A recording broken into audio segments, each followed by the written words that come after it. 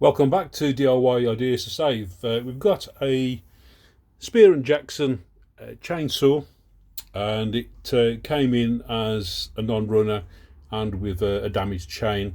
The chain has since been replaced.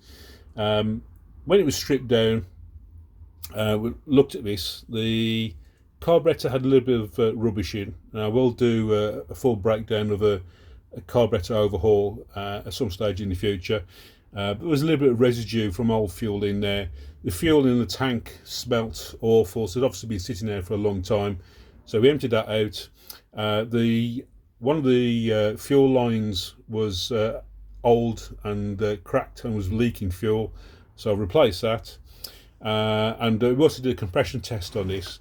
Now, if you haven't done it before, basically the way you do it is you take the cap off your spark plug, remove the spark plug, and this is a compression tester or pressure tester that I bought online, only a cheap one, but it gives a good indication as to the condition of the unit.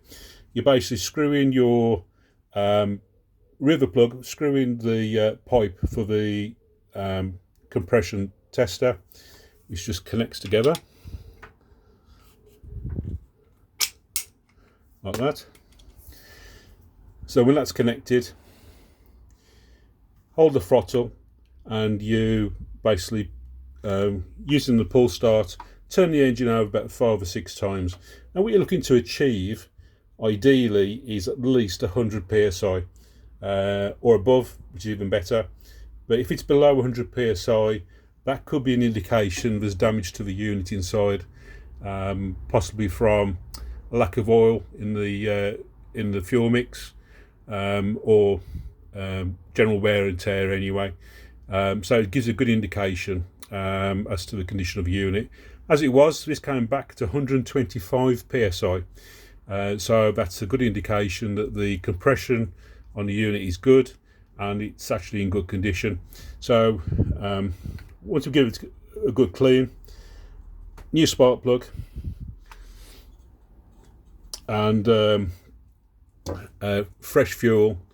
So the pipe, one of the fuel lines was replaced, and the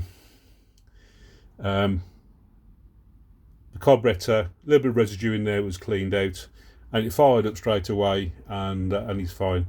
Obviously, chainsaws, I have to remind people, they are dangerous tools. If you're not used to it, if you're not trained, my advice would be not to use one.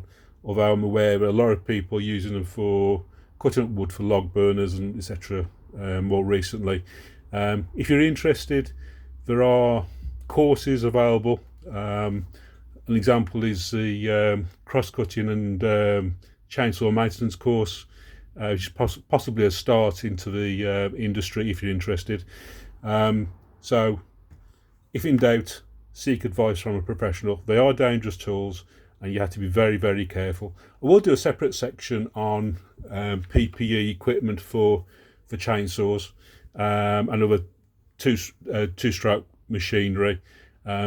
Always put your safety first, and be very, very careful. So another question about fuel, another issue about fuel.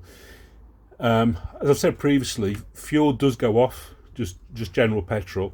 And it does leave residues which cause problems with starting and in the future.